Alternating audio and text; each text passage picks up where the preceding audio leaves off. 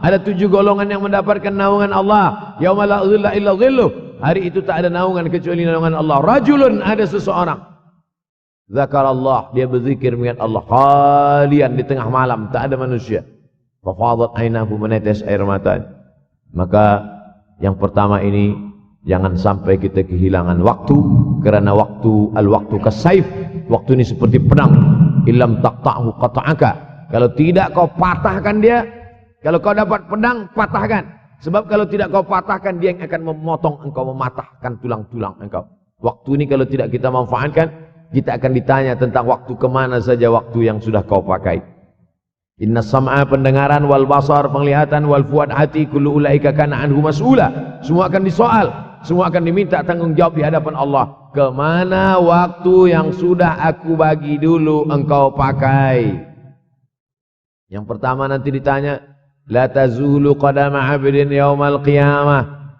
Kaki anak Adam tidak akan bergeser, tidak akan beralih dari tempat tegaknya pada hari kiamat hatta yus'al, sampai dia disoal, sampai dia ditanya.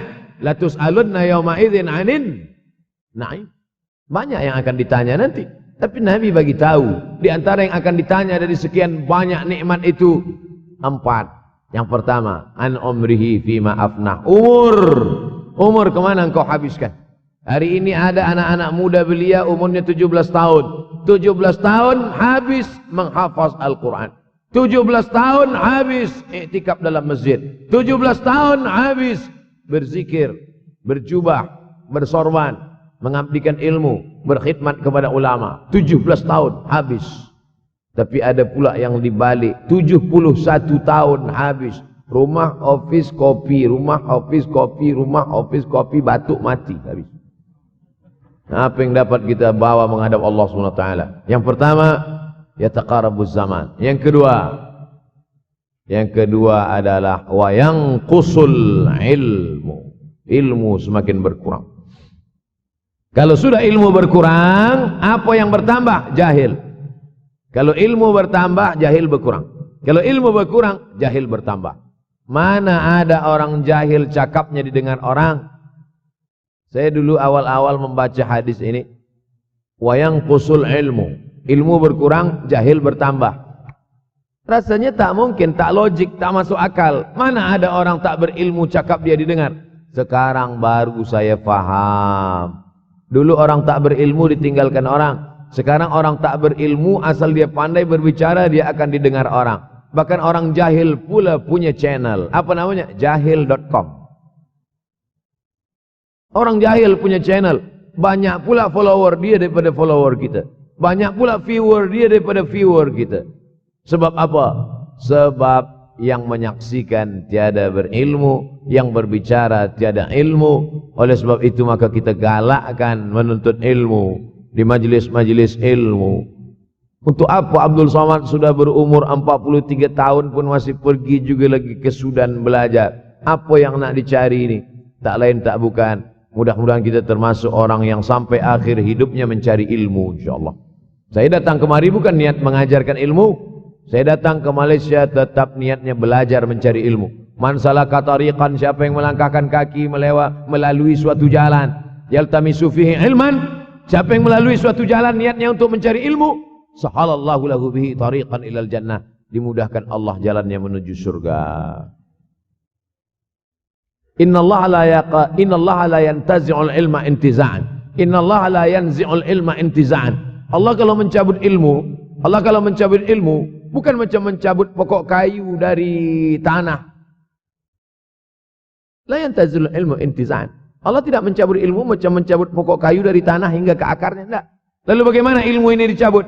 Biqabdil ulama, dengan matinya ulama maka habislah ilmu. Meninggal Imam Syafi'i berkurang ilmu, meninggal Imam Nawawi berkurang ilmu, meninggal Imam Fulan berkurang ilmu.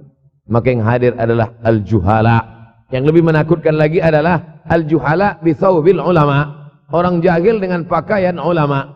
Abdul Somad tidak mengatakan dirinya ulama. Saya selalunya membacakan ayat Quran, membacakan hadis Nabi, menyampaikan fatwa ulama.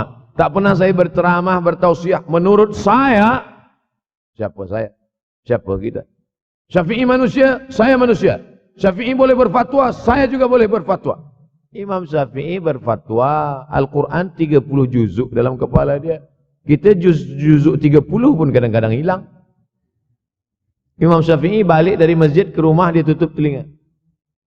Datang orang bertanya, Syafi'i, ya, kenapa engkau tutup telinga? Sebab bila aku dengar dari masjid ke rumah, semua yang aku dengar masuk tu semua aku ingat. Aku takut dia ingat di dalam, maka aku tutup. Kita yang saya sampaikan tadi pun tak ingat. Oh, Ustaz mengejek kami. Enggak. Jangankan yang mendengarkan, yang bercakap pun tak ingat. Nasib baik datang orang Jepun mengingatkan kita. Nah, ini nama dia Sony. Manusia ini lupa. Oleh sebab itu maka yang kedua, akhir zaman, wa yanqusul ilmu makin kurang. Maka bersyukur anak-anak yang dimasukkan ke rumah tahfiz.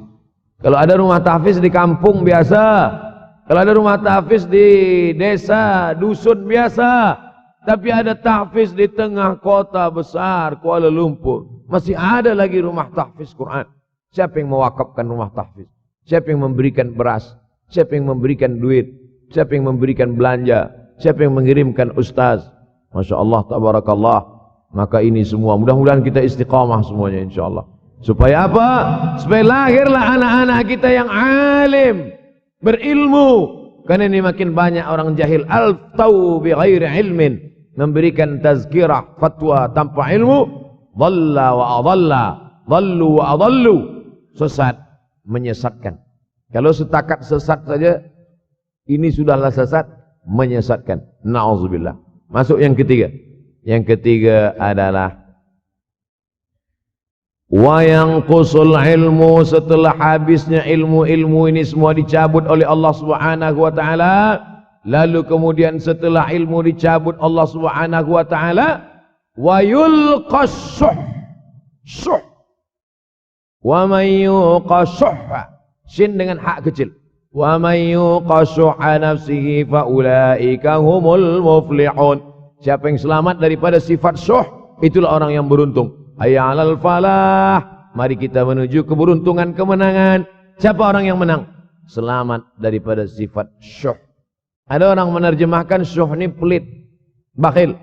Bakhil ada yang lebih parah daripada bakhil. Syuh. Bakhil ini, bakhil tidak ingin memberikan uangnya untuk orang lain. Itu bakhil. Dia ada uang 10 ringgit. Uang itu hanya dia makan saja. Dia tak mau walaupun setengah sen kepada orang lain. Itu namanya bakhil. Kalau syuh ini, duit dia simpan, duit orang pula dia makan. Nah, itu syuh. Jadi lebih parah lagi. Oleh sebab itu kalau sudah ilmu ini dicabut, orang menjadi jahil, maka datang penyakit syuh yang ketiga. Apa itu syuh? Hubbud dunya, hubbul mal, wa tuhibbul mala hubban jamma. Engkau sayang kepada harta amat sangat sayang. Dia pegang semuanya sampai tak meleleh, tak menetes walaupun satu tetes. Akhirnya mereka inilah pendusta-pendusta agama. Ara'aital ladzi yukadzibu biddin. Tahukah kamu siapa itu yang mendustakan agama? Fadzalikal ladzi yad'ul yatim. Mereka itu yang membiarkan anak yatim. Wala yahuddu ala ta'amil miskin. Dia tidak mempedulikan makanan orang miskin. Sebab apa? Bukan sebab tak ada harta, sebab syuh. Kenapa syuh? Sebab tak ada ilmu. Tak ada ilmu tentang akhirat. Dia pegang, dia simpan, mati, habis. Yang dia bawa hanyalah 1, 2, 3 helai kain kafan saja. Itulah mengapa Sultan Turki, Sultan Muhammad Al-Fatih, Sultan Abdul Hamid. Cuba tengok gambar Sultan Muhammad Al-Fatih, Sultan Abdul Hamid Turki dulu. Sorban dia besar-besar. Saya dulu terkejut, lama saya tengok. Kenapa sorban orang Turki ini besar-besar? Lama-lama saya baca, rupanya sorban orang Turki itu kain kafan. Tuan-tuan, balik dari sini beli kain kafan 2 meter. Ikatkan kepala, bawa sembahyang. Supaya ingat mati. Bolehkah menyiapkan kain kafan? Baca kitab Tambihul Mughtarrin, peringatan bagi orang-orang yang tertipu. Di situ ditunjukkan banyak ulama, bahkan mereka menggali tanah di dalam rumahnya.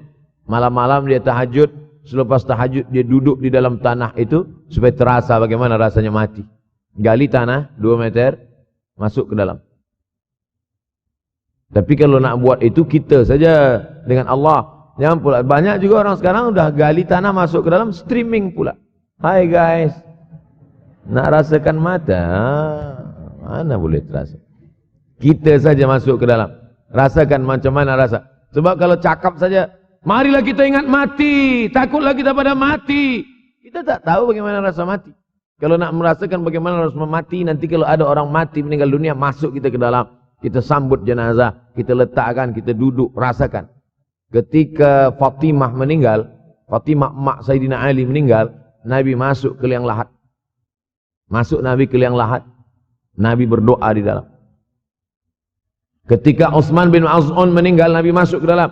Nabi pegang jenazah Utsman bin Maz'un. Meleleh air mata Nabi, turun ke misai, turun ke janggutnya, turun menetes sampai ke bawah. Merasakan bagaimana rasanya di dalam. Dulu saya pernah berjumpa dengan seorang pemuda, telinga dia pakai anting subang. Lalu kemudian saya tengok banyak tato dia. Saya tanya, macam mana cerita awak bertaubat dulu? Mak saya meninggal, Ustaz Abdul Somad. Lepas tu saya tegak di tepi kubur. Macam ada yang menolak saya dari belakang, masuk saya ke dalam. Masa masuk itulah terasa sejuk di kaki. Datang rasa takut saya. Makanya kalau ada orang yang sudah kita bagi tazkirah, bagi nasihat tak juga, nanti ada orang meninggal, bawa dia agak dekat, senggolkan sikit, jatuh. Gitu caranya supaya kita terasa mati ini, supaya apa? Hilangkan penyakit syuh, cinta harta, takut mati, dan membuat kita menjadi bakhil.